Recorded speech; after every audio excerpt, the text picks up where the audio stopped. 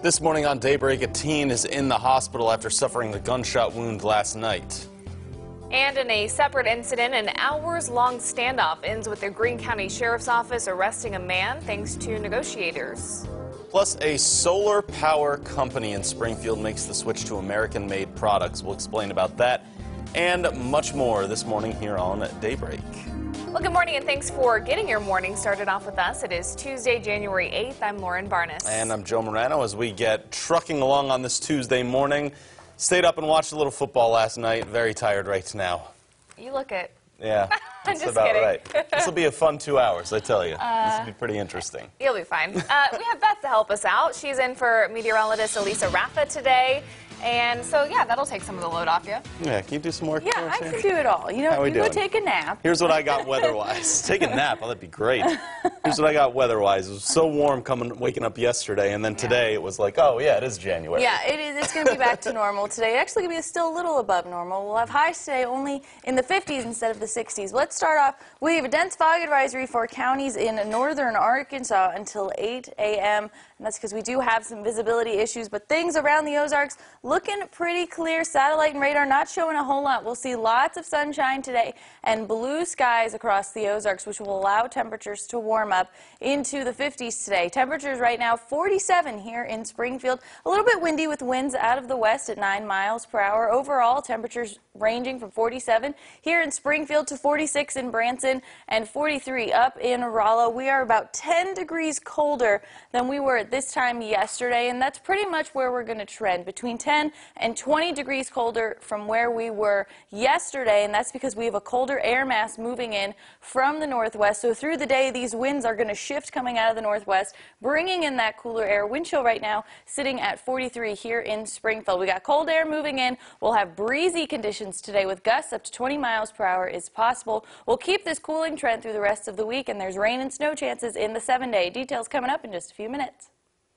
All right, Beth, thank you. In a developing story this morning, a teenager is in the hospital after being shot last night in what officers say is an isolated incident.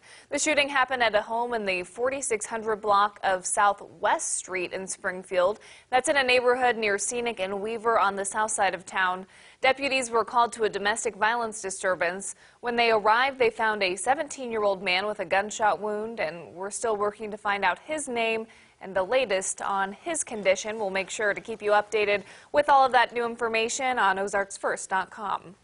And the Greene County Sheriff's Office made an arrest after a standoff that lasted multiple hours at a home outside of North Springfield last night. That was another domestic disturbance call in the 5500 block of North Farm Road 191. That's just west of Highway 65 in between Springfield and Fair Grove. When deputies got there, they found one person with non-life-threatening injuries, but then a man barricaded himself inside and wouldn't come out. Eventually, a SWAT team and negotiators were called in and got the man to surrender peacefully.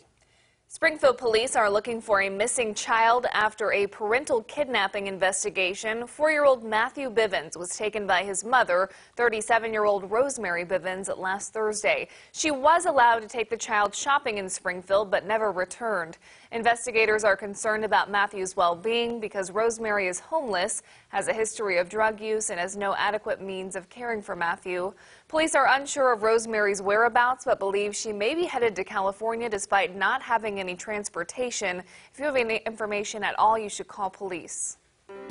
Moving to a consumer watch now, Sun Solar in Springfield is transitioning to using American-made panels only. This is after the president implemented tariffs impacting the cost of the products. Sun Solar will only buy panels made in the U.S. as a more cost-effective way of doing business.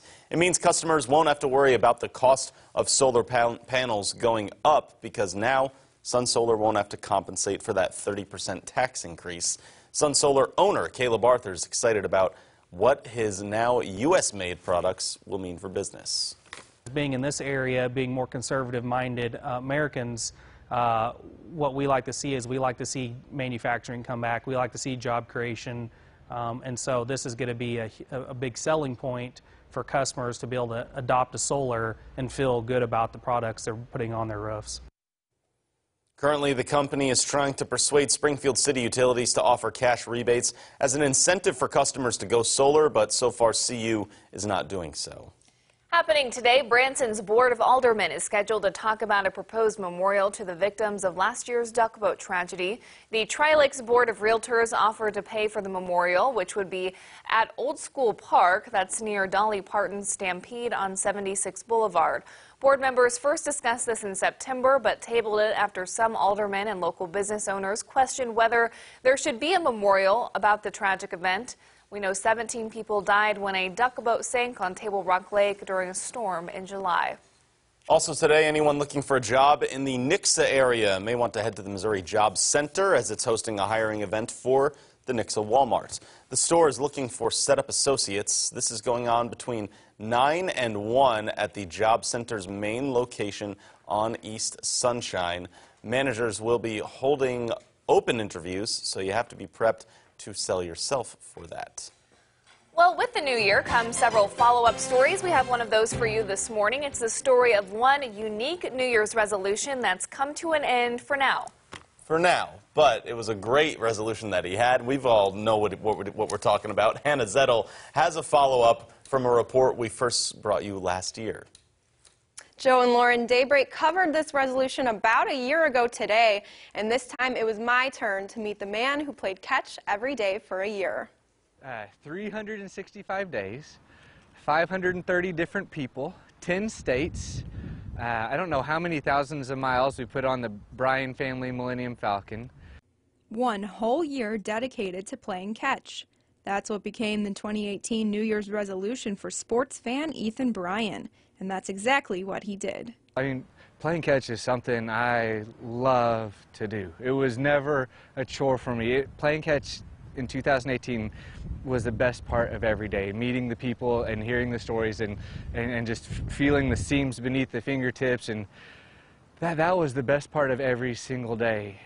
Bryan played catch every day for an entire year, along the way gaining hundreds of friends and life experiences, including meeting up with Daybreak reporter Daniel Shedd at the beginning of the journey. He used social media to invite people to play. One lesson the father of two learned in 2018 was to make time just to play. You don't have to teach little kids how to play. It comes naturally, but we forget that as we get older, and it is critical to who we are. While Bryan does not have any resolutions lined up for 2019, he does plan to continue enjoying the little things in life by spending less time on social media. An easy task when pocketing a mid-2000s flip phone. Yeah, I still get teased about it, but I love it. It's great. It was the best full-time, non-paying job I have ever had. Now, Ethan tells me that he doesn't have a big resolution this year, but he is hoping to update his blog with more stories about his incredible journey. All right, Hannah, thank you so much this morning. Still ahead for you on Daybreak, a new stock exchange could be in the works as early as next year. And a new toy line could hit the shelves this summer. That's in your Money Watch straight ahead. From Color 10 Ozarks First, Lauren Barnes, Joe Morano, and weather with meteorologist Alisa Raffa. This is Color 10 News Daybreak.